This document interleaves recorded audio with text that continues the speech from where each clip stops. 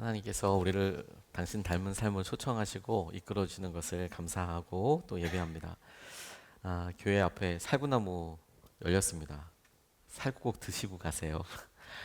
맛있게 저희 교회에서 열매를 가장 잘 맺는 아, 주님께서 우리를 보고 생각하실 때 또 우리도 떠올릴 때 교회 앞에 살구나무 있었지 이런 생각을 하게 될 것 같은데 우리 안에 그런 주님을 향한 순종과 열매가 우리의 살아가는 이 시기와 우리의 마음을 딱 이렇게 표현할 수 있는 그런 은혜의 중요한 간증들이 있었으면 좋겠습니다. 오늘서부터 2주 동안 특별한 예배를 드리게 되는데 9시 예배가 굉장히 큰 기도 제목이고 또 간절히 기도하며 준비하게 됐습니다. 11시 예배 때 아이들과 함께 예배하면서 앞에 순서를 조금 정리를 하다 보니까 일부 예배 때 우리 어른들 함께 모여서 예배하는 이 시간이 하나님께서 주신 어떤 특별한 새로움이 있을까 이런 기대감도 있었고 또 말씀을 준비하면서 기도가 저절로 많이 나오게 되더라고요. 하나님께서 우리 아이들에게 단순하게 말씀을 전하게 하듯이 우리 가운데에서도 단순한 주님의 말씀을 결론으로 붙잡게 되게 하시기를 간절히 소원합니다. 오늘 본문 이야기는 에스겔에게 보여주신 환상과 관련된 이야기입니다. 마른 뼈들이 살아나는 이런 것들을 보게 되는데 에스겔이 살고 있었던 시대를 생각해 보면 이 환상이 오늘 이 본문 말씀이 우리에게 붙잡게 하고 보여주게 하시는 것이 명확하다라고 싶습니다. 당시 이스라엘 백성들은 하나님께서 하신 여러 번의 경고와 돌이키라고 이야기하셨던 여러 번의 초청과 권면에 대해서 완전히 무시하고 외면하고 순종하지 않고 살았습니다. 그래서 하나님께서 심판의 내용대로 경고하신 대로 바빌로니아가 쳐들어와서 이스라엘이 완전히 멸망하게 되었습니다.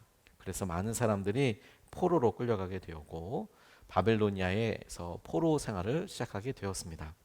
이 포로 생활 가운데에서 에스겔을 포함한 이스라엘 백성들도 포로로 잡혀가게 되었는데 당시에 몇 번에 걸쳐서 이제 3차에 걸쳐서 포로로 갔던 사람들이 바빌로니아에 있는 그발이라는 강, 우리나라 한강처럼 그러니까 그발 강에서 주위에서 살았습니다. 에스겔은 그 그발강 유역에 이스라엘 백성들이 살고 있었던 바로 그 즈음에서 그 동네에서 선지자로 활동했던 사람입니다.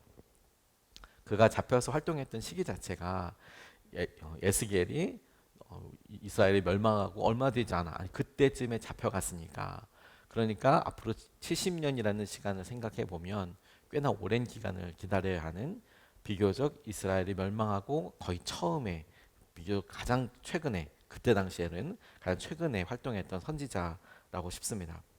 그런 그에게 어느 날 하나님께서 찾아오셔서 그를 환상의 골짜기로 가게 해 주셨습니다. 찾아오셔서 골짜기로 데려가시고 환상을 보여주셨는데 그 골짜기에는 오늘 우리가 읽었던 것처럼 해골이 가득 찼다 이렇게 이야기하고 있습니다. 거기 뼈가 가득했고 하나님께서 그 뼈들이 가득 보이는 그 골짜기로 에스겔을 다니게 하시며 이렇게 물으셨어요.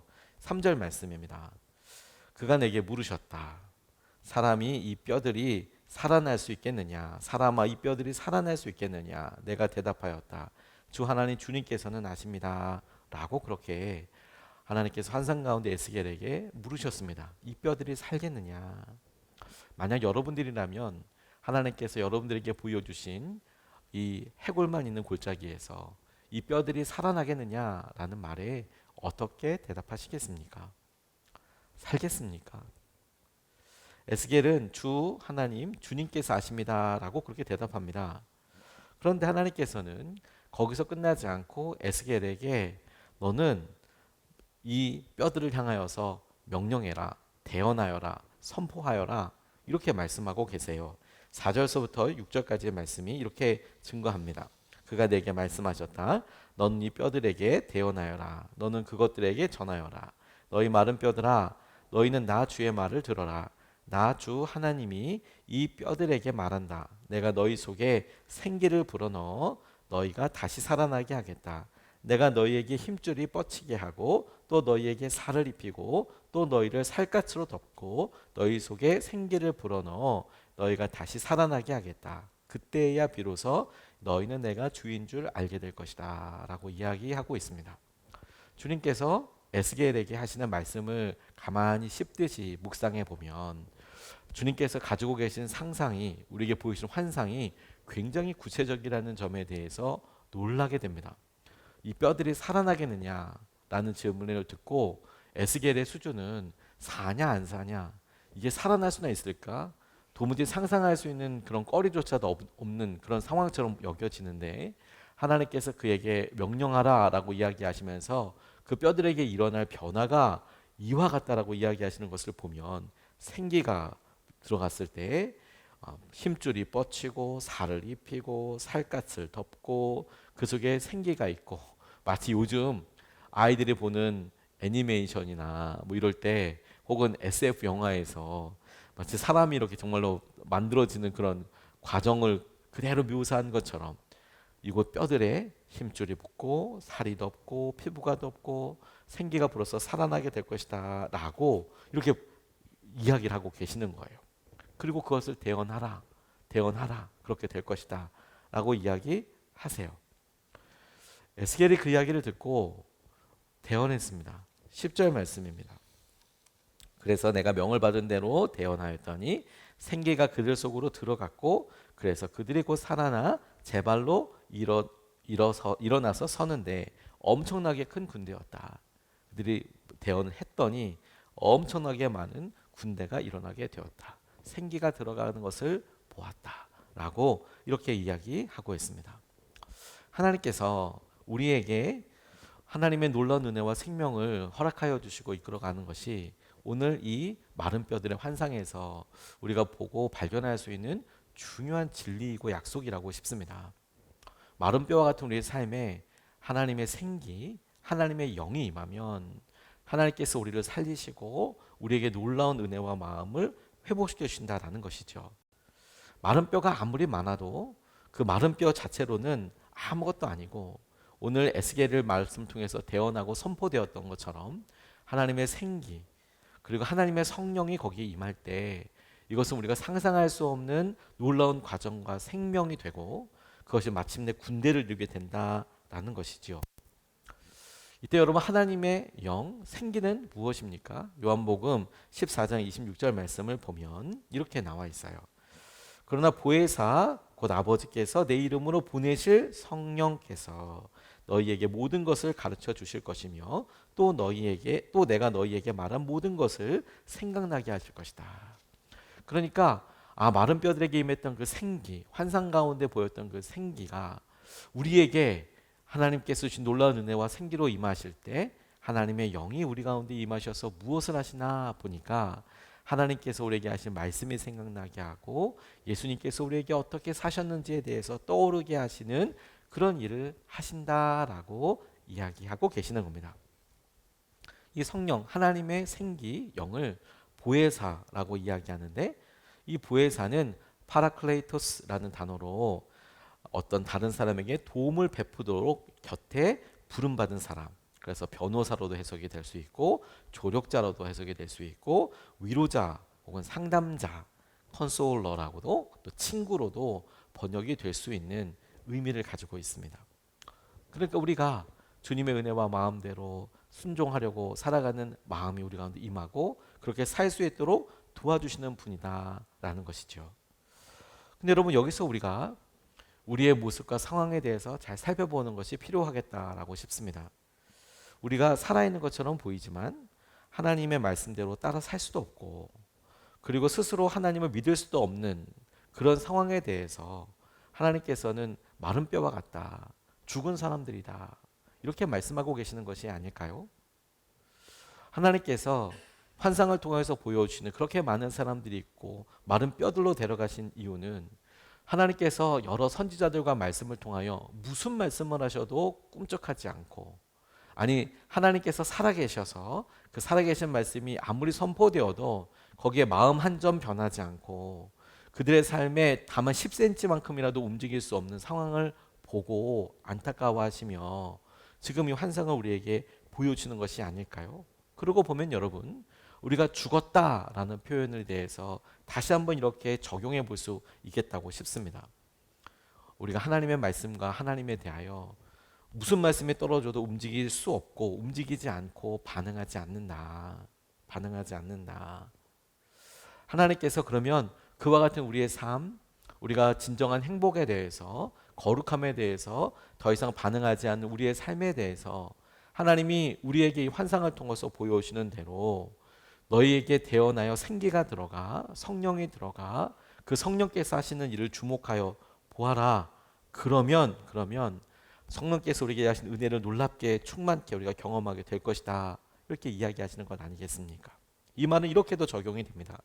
예수님께서 우리가 예수님처럼 살려고 할 때 비로소 우리의 잘못을 마주하게 되고 우리가 예수님처럼 살려고 할 때 비로소 우리가 살아나게 되는데 성령께서 우리를 도와주시고 이끌어 주시는 그런 은혜가 거기에 있는 것이죠.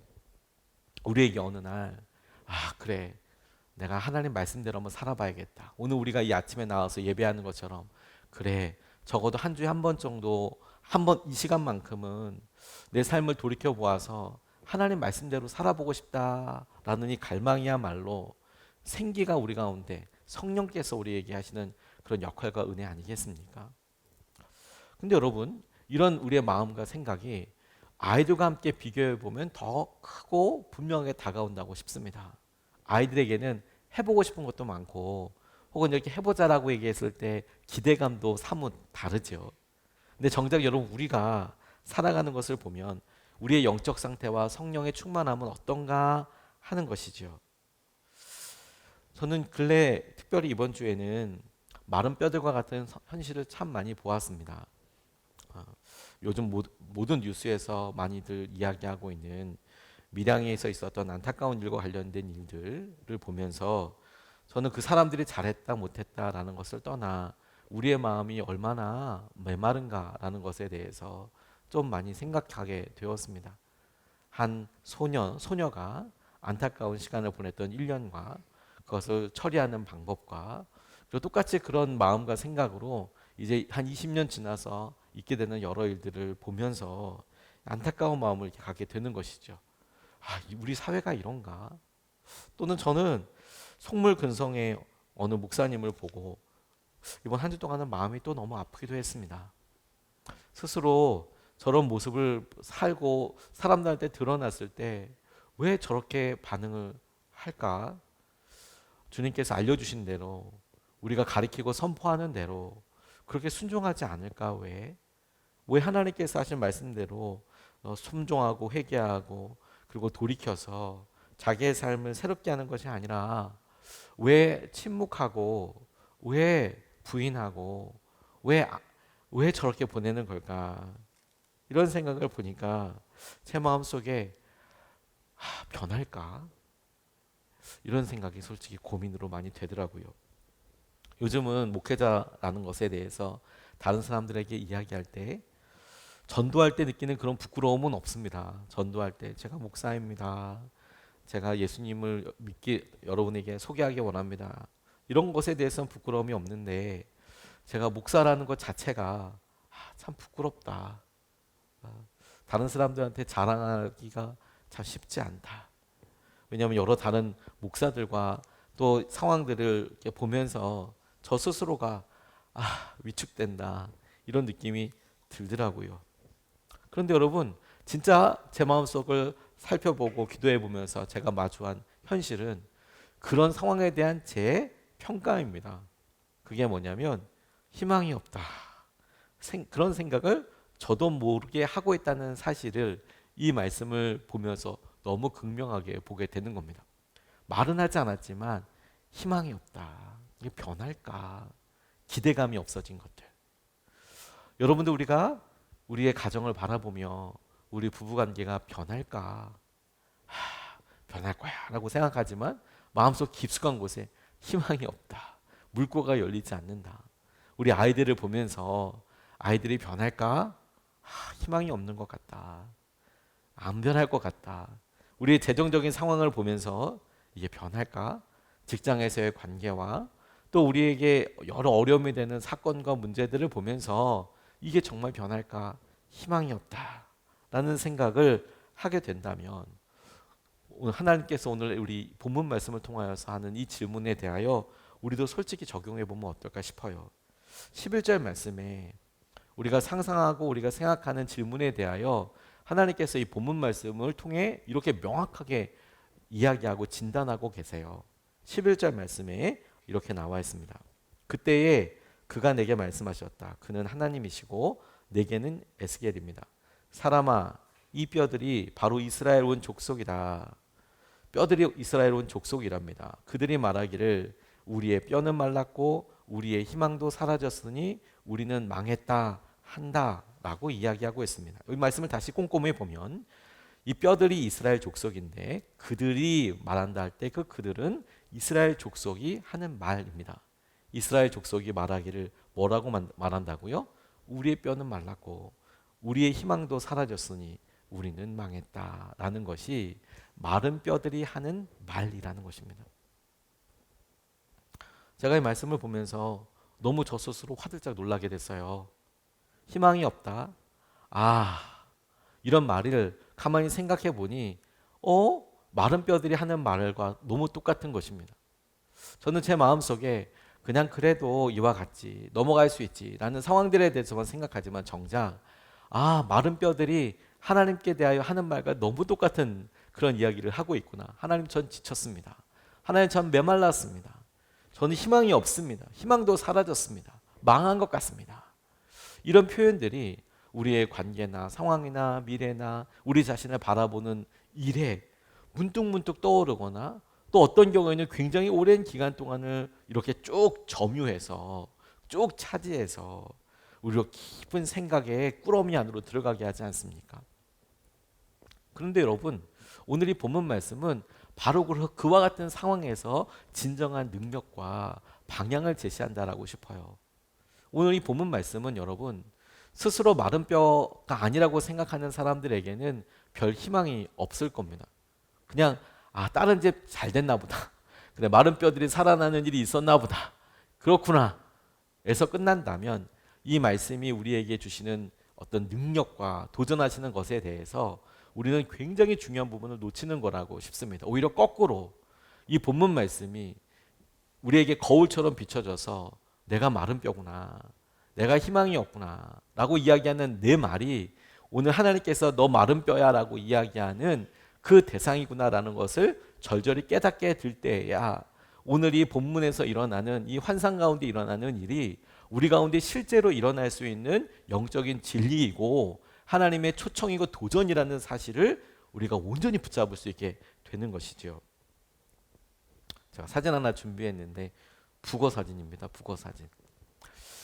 한 쾌인데 건어물입니다. 오랫동안 시간이 있어서 말려버린 우리의 믿음 생활을 가만 돌이켜 보면 어느 순간에 햇빛에 마르고 시간이 지났더니 뭔가 촉촉한 부분은 다 사라지고 성령의 은혜와 담비가 있다면 촉촉해서 눈물도 있어서 그렇게 된다면 어느 순간에 지나고 나니까 진짜 북어 같다.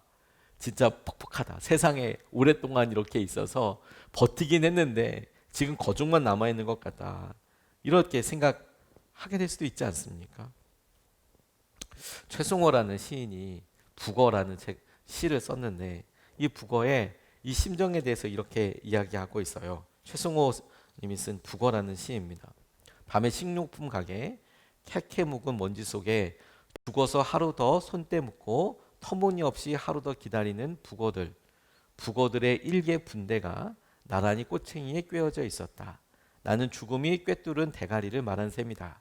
한 쾌의 혀가 자갈처럼 죄에다 딱딱했다. 나는 말의 변비증을 앓는 사람들과 무덤 속의 벙어리를 말한 셈이다. 말라붙고 짜부라진 눈, 북어들의 빳빳한 지느러미, 막대기 같은 생각, 빛나지 않은 막대기 같은 사람들이 가슴에 싱싱한 지느러미를 달고 헤엄쳐 갈 데 없는 사람들이 불쌍하다고 생각하는 순간 느닷없이 북어들이 커다랗게 입을 벌리고 거봐 너도 북어지 너도 북어지 너도 북어지 귀가 먹먹하도록 부르짖고 있었다. 마른 뼈들을 통해서 하나님께서 우리에게 보여주는 모습이 딱 그와 같다고 싶었어요. 사람들을 보며 참 퍽퍽하게 산다. 참 힘들다. 어떻게 저렇게 살아가나. 근데 가만히 그 사람들을 보고 같이 옆에서 생활하는 순간 놀랍게 우리가 깨닫게 되는 것은 그런 삶을 보고 그들에 대해서 평가하고 혹은 비난하거나 혹은 희망 없다고 이야기한 우리 마음속에 오히려 거꾸로 그런 사람들의 행동과 상황들 판단을 보고 너도 부거지. 너도 부거지. 너도 마른 뼈잖아. 너도 마른 뼈잖아. 이렇게 이야기하고 바라보게 되는 것을 우리가 안타깝게 깨닫게 되는 것이죠. 오늘 본문 말씀이 이런 상태에 대한 놀라운 회복의 길을 알려주고 있는 것입니다. 성령이 우리 가운데 오시면 살아날 수 있습니다. 우리가 마른 뼈와 같은 우리 삶에 대해서 그대로 있어도 마른 뼈니까 그냥 지속은 되겠네요. 이런 삶이 아니라 그래 다시 한번 우리가 생기가 돌아 우리가 다시 한번 뼈가 살아있는 것으로 마치 북어가 다시 한번 물에 들어가 태평양을 누비며 거대한 대해에 아주 희망차고 발기차게 힘들어도 그 강력한 근육을 통해서 쭉 거슬러 가는 그 무리들 가운데 들어갈 것을 상상해 보는 그런 삶을 우리가 상상해 본다면 방법이 있는 것이죠. 그 마른 뼈들 앞에 우리를 세우신 거예요, 지금. 그리고 오늘 본문 말씀을 통해서 우리에게 물으시는 것 아니겠습니까? 에스겔에게 물으시는 것처럼 이 뼈들이 살겠느냐? 그리고 그 뼈들을 살겠느냐라고 보는 것은 아이러니하게도 거울의 모습을 보고 우리에게 이렇게 물으시는 것 아니겠습니까? 너는 네가 살겠다고 생각하느냐? 이 뼈들이 살겠느냐? 저는 제 마음속에 이와 같이 제 마음에 마른 것이 있다면 무엇일까? 말씀을 계속 돌이켜 스스로 질문해 보면서 제 상상력과 믿음에 대해서 보게 됐어요. 저는 계속 믿음은 상상력의 한계라는 생각을 했었습니다. 우리가 어느 만큼 상상할 수 있을까? 하나님께서 우리를 통하여 얼마만큼 이루실 거라고 생각할까? 에스겔이 살아나겠느냐라는 말에 글쎄요 주님만이 아십니다라는 말을 해서 넘어갔지만 정작 하나님은 그에게 알려주시는 것이 심줄이 돋고 살이 돋고 이 모든 과정들의 구체적인 계획과 상상력과 과정들에 대해서 하나님께서는 생각하고 계시는 것이죠. 근데 정작 여러분 우리는 그런 것을 본 적도 없고 우리는 그렇게 살아본 적도 없기 때문에 우리는 정작 뼈들이 살아나는 것을 감히 믿지도 못하고 그와 같은 일에 대해서 상상도 하지 못하는 것이죠. 그래서 더 이상 구하지도 않고 심지어 하나님께서 구하라고 이야기해도 그 말씀을 믿지 못하기 때문에 머뭇하고 있는 것입니다. 맨마른 뼈 앞에 세워놓으시고 너 이것이 살겠느냐라는 질문에 대해서 우리는 그냥 우리 마음의 상태로만 보아서 살 수 있을까요? 저도 궁금한데요. 이렇게 생각하시죠. 근데 정작 주님께서 우리를 그 뼈들 앞에 세우신 것은 우리를 거울 앞에 세우신 이유는 이 뼈들을 살리시겠다. 일으키시는 분이 주님이시다라는 것을 우리에게 보여주시고 확신시켜 주시는 부분이라고 싶습니다.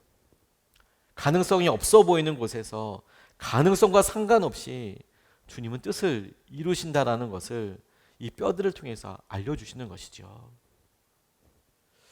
저는 이것이 너무 중요하다고 싶어요. 에스겔이 오늘 이 환상을 보았던 것은 아직도 이스라엘이 바벨로니아로 돌아가려면 많은 시간이 남아있는 시기에 이 환상을 보게 하셨다는 점을 떠올려야 해요.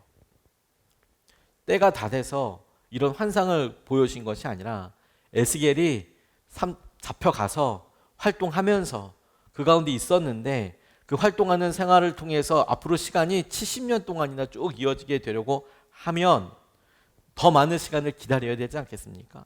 근데 시간이 남아있는 이 이스라엘 백성들에게 이런 환상에 대해서 이야기하시면서 너 마른 뼈들이 살겠느냐? 라고 이야기하실 때 그러면 이 마른 뼈들이 지금 사는 겁니까? 지금 우리가 돌아가는 겁니까? 지금 이게 해결되는 겁니까?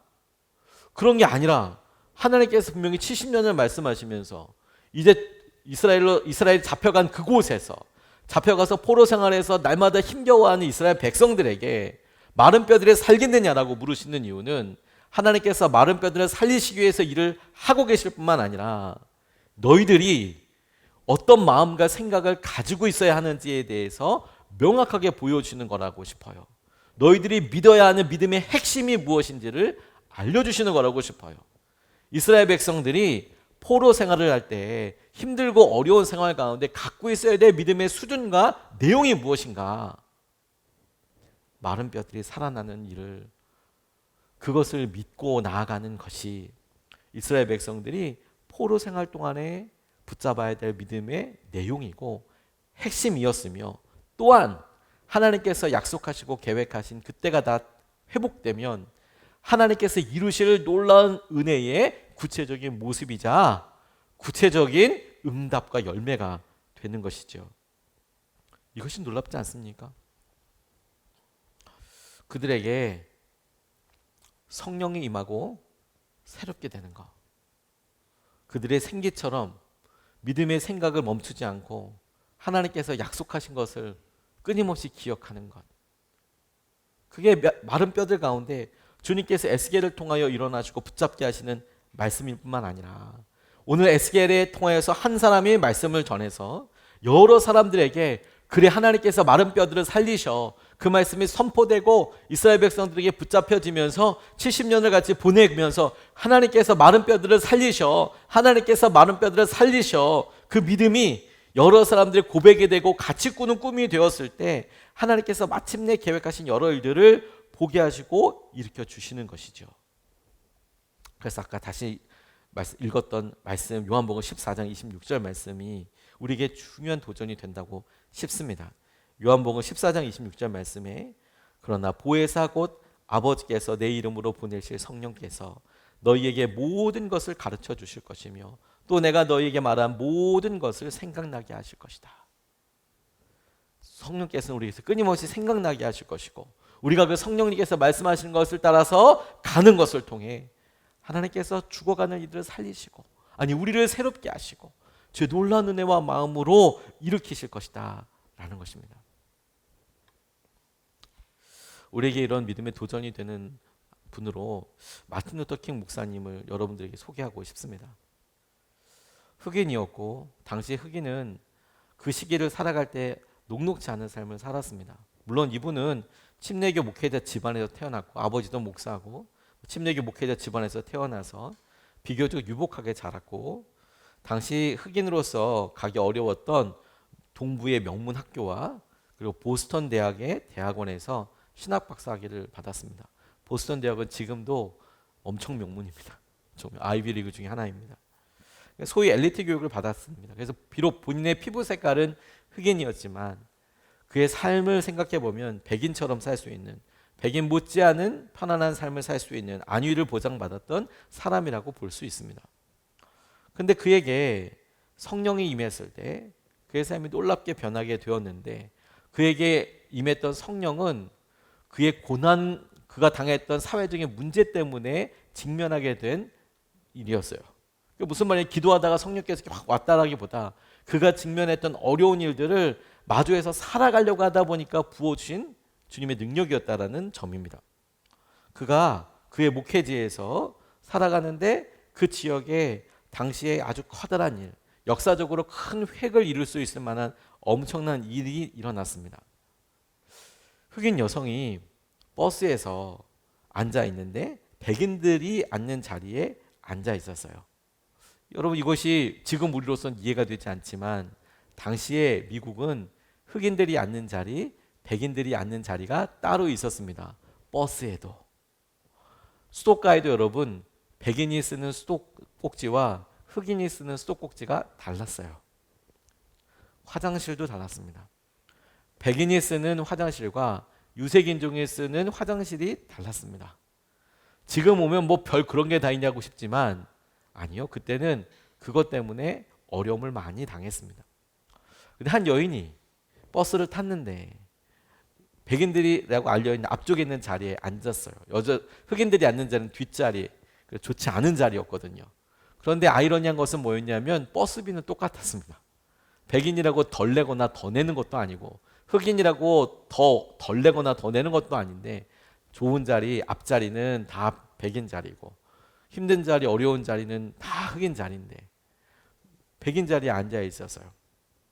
그랬더니 백인이 비키라고, 그리고 그 말을 잘 듣지 않는 것 때문에 이 나이 든 여성을 폭행하는 일이 있었어요. 백인 남성이 여성을 때렸어요. 자리 비키지 않는다고.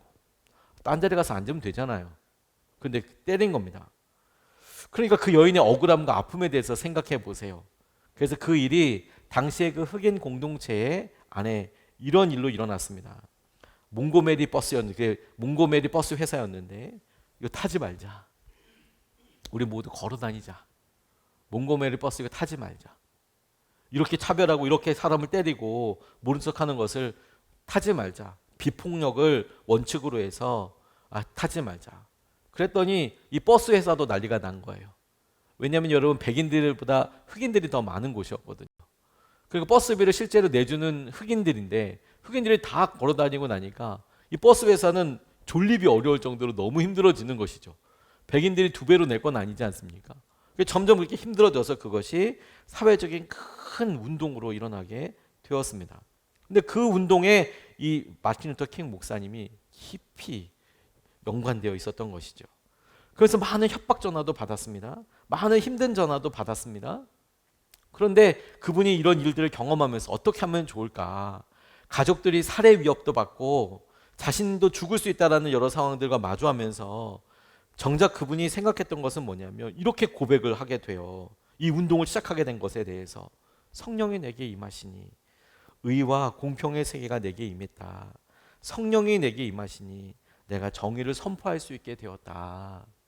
그래 내가 주님 말씀대로 살아가려고 보니까 그 전에 자기도 어떤 거기서 속물처럼 나 좋은 학교 나왔고 나는 목사고 나는 많이 배웠으니까 내 피부색은 흑인이어도 나는 목사이고 나를 따르는 사람들이 있으니까 내 일은 아니니까 괜찮다라고 생각하다가 한 여성 흑인이 억울하고 지금 생각해보다 말도 안 되는 일을 당한 그 일을 보고 함께 마음 아파하고 공감하면서 그 일을 동참하고 나니까 비로소 그가 애써 외면하고 보이지 않았던 일들이 확 보이게 되고 그리고 그렇게 확 보이게 되는 것을 통해서 본인에게 기도하게 되고 새로운 세계가 열리게 되고 그리고 그의 말대로 성령이 내게 임하셔서 의와 공평에 대해서 내게 이야기할 수 있고 정의에 대해서 선포할 수 있게 되었다.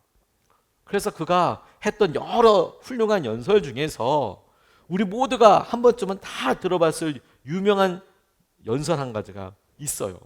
그에게 그렇게 성령이 임하고 그가 그렇게 어려운 일들 같이 보게 되고 자기가 마침내 했어야 할 일들 보혜사께서 자기에게 끊임없이 생각나게 했었지만 자기가 목사이고 배우고 굳이 그렇게 할 필요가 없고 나서지 않아야 될 일들에 대해서 계속해서 분명히 감동하셨겠지만 애써 모른 척하고 있다가 아니야 이건 너무 억울해 라고 본물 터지듯 한 걸음 내딛었더니 그가 이런 말까지 하게 됩니다. 그 유명한 I have a dream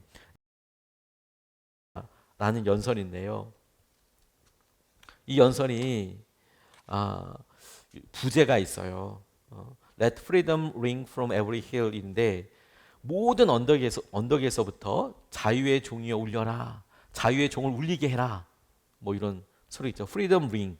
띵띵띵띵 링 치는 것이 every hill 모든 언덕에서 울리게 해라. 그러면서 이분이 이렇게 이야기해요. 나는 꿈이 있습니다. 나는 어느 날 모든 계곡이 높아지고 모든 언덕과 산이 낮아지고 거친 것이 곳이 평탄해지고 여러분 이거 이사야에 나와 있는 예언과 똑같아요. 구부러진 곳이 똑바르게 되며 그들이 주님의 영광에 밝혀져 모든 사람들이 그것을 다 함께 볼 수 있으리라는 꿈을 가지고 있습니다. 산이 다 똑같아져서 우리에게 평등한 것에 대해서 보여주는 그런 상상이죠. 높은 산들이 낮아져서 평등해진 똑같아진다. 그래서 계속 이야기를 이렇게 이야기해요. 펜실베니아의 높은 엘레게니 산맥으로부터 자유가 울려 퍼지게 될 것입니다. 콜로라도의 눈 덮인 로키 산맥으로부터 자유가 울려 퍼지게 될 것입니다. 조지아의 스톤 마운틴으로부터 자유가 울려 퍼지게 하십시오. 테네시의 루크아우트 마운틴으로부터 자유가 울려 퍼지게 해주십시오. 그러면서 그의 꿈에 대해서 이야기를 해요. 그런데 여러분 조지아의 스톤 마운틴과 테네시의 루크아우트 마운틴이 어디냐면 백인들에게 흑인들이 집단 학살당했던 곳입니다. 집단으로.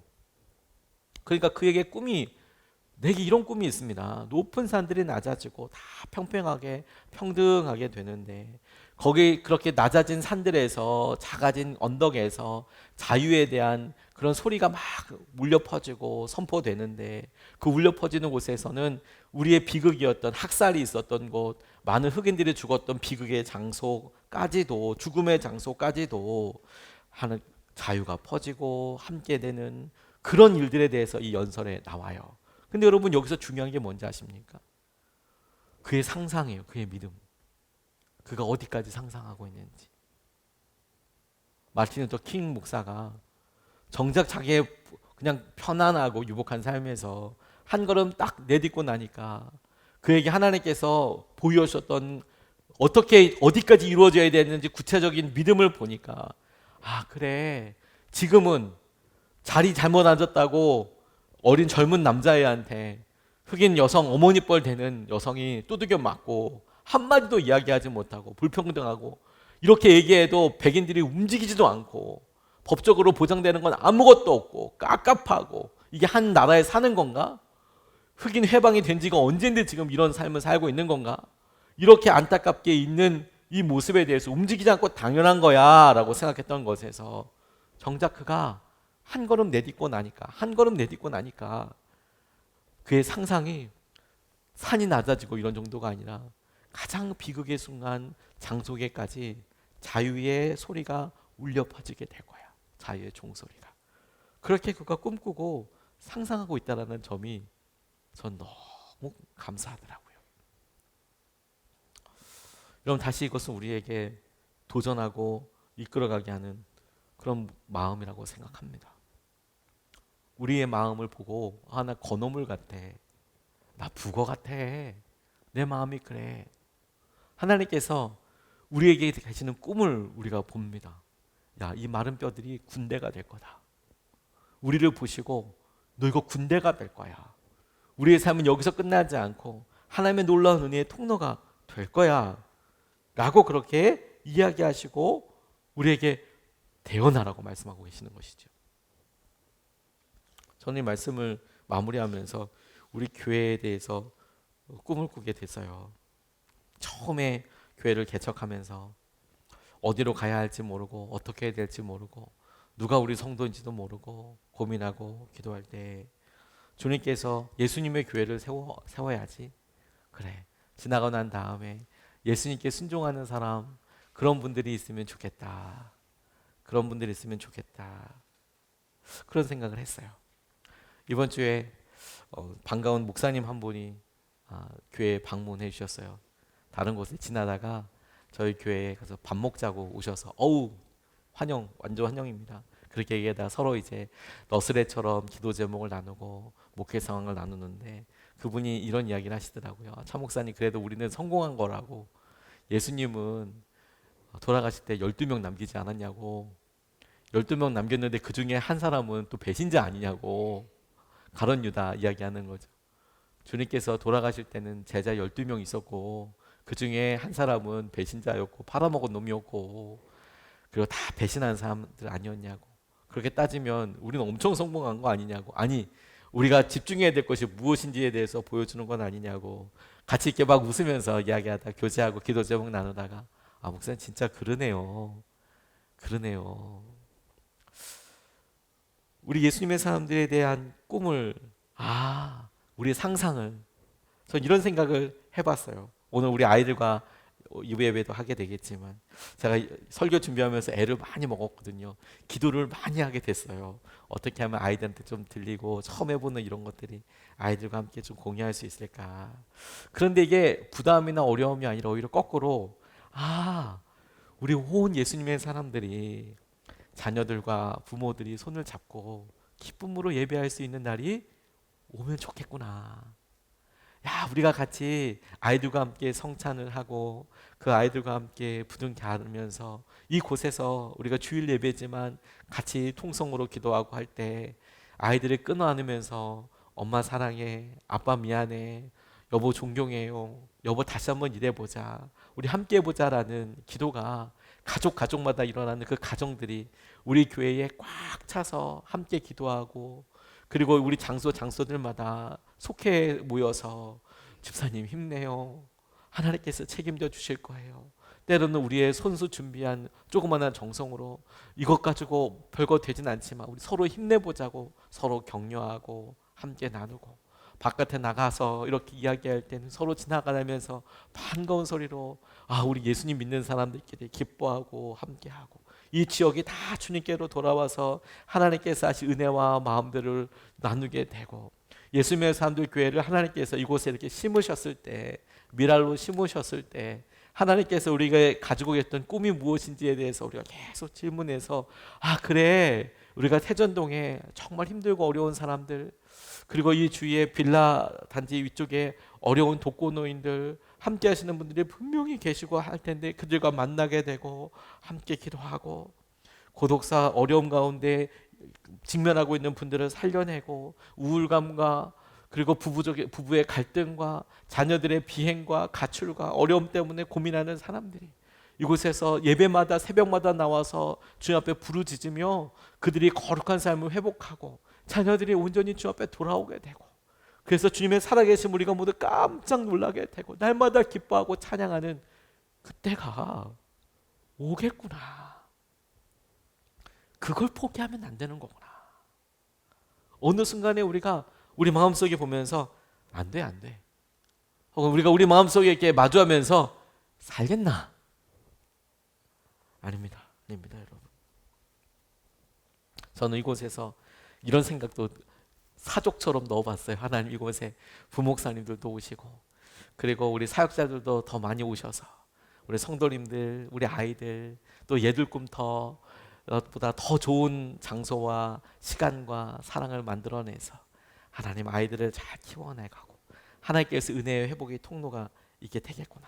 뛰어난 설교자들이 이곳에서 설교하고 말씀을 선포하고, 전 주님께서 가지고 계신 것에 대해서, 다만 너 이 뼈가 살겠냐라는 질문에 전 주님이 아십니다 라는 것에서, 하나님께서 말씀하신 것을 보니까 살갗이 있고 뼈가 붙고 막 이런 것을 보니 하나님 구체적인 상상과 하나님 믿음을 우리에게 허락하여 주셔서 우리 교회뿐만 아니라 우리 성도님들의 가정과 심령을 살아나게 해주십시오. 살아날지어다. 이렇게 우리가 기도하고 의지하겠다고 싶어요. 그리고 우리가 이것을 확실히 믿을 수 있는 근거는 오늘 이 마른 뼈들에게 역사하셨던 하나님의 생기, 하나님의 영이 이미 우리 가운데 와 계시기 때문입니다. 우리가 그분이 우리 가운데 하시는 대로, 생각나게 하시는 대로 순종하고, 마치 에스겔이 그 앞에 머뭇머뭇하면서 대언하라, 살겠습니까? 내 판단과 내 어떤 계획이 아니라 주님 말씀대로 내가 한 걸음 내디디면 되는 거군요. 그러면 요단강이 갈라지는 거고 그렇게 기도하는 거군요. 그러면 홍해가 갈라지는 거군요. 성령께서 우리를 주도하시고 우리가 그 말씀대로 순종하는 것을 통해서 주님을 이렇게 경험하게 될 것입니다. 에스겔에게 대언이 바로 그런 의미가 있다고 싶어요. 살겠습니까? 그런데 대언합니다. 작은 일에 순종하는 것을 통해서 하나님께서 우리에게 놀라운 은혜를 이루실 것입니다. 우리에게 질문해 보아야겠어요. 어느 것이 거룩한 건가? 어느 것이 주님이 원하시는 것인가? 어느 것이 사랑하는 것인가? 어느 길이? 그리고 주님께서 우리에게 말씀하신 마른 뼈들이 살아나게 되는 은혜를 우리가 좀 같이 누리면 좋겠습니다. 오늘은 두 가지 제목으로 좀 나눠보시면 좋겠습니다. 첫 번째, 당신의 지금 마음의 상태를 혹은 믿음의 상태를 가장 부드러울 때, 충만했을 때를 10점, 팍팍할 때를 0점이라고 한다면 몇 점이라고 할 수 있을까요? 그 사이 몇 점이라고 할 수 있을까요? 근데 그렇게 생각하는 이유가 무엇일까요? 두 번째, 에스겔이 마른 뼈를 향하여 대언하듯이 당신이 할 수 있는 믿음의 선포와 행복하고 은혜로운 상상을 나누어 보십시오. 내가 이 가정의 모습과 우리 아이들이 혹은 내 재정에 대해서 뭐라고 선포해야 할까? 그리고 하나님께서 하실 그런 거룩한 상상력과 하나님 이렇게 되겠군요. 우리 가정은 이렇게 될 겁니다. 우리 교회는 이렇게 될 겁니다. 이렇게 응답받게 될 것입니다. 그런 상상과 믿음을 한번 나누어 보셨으면 좋겠습니다.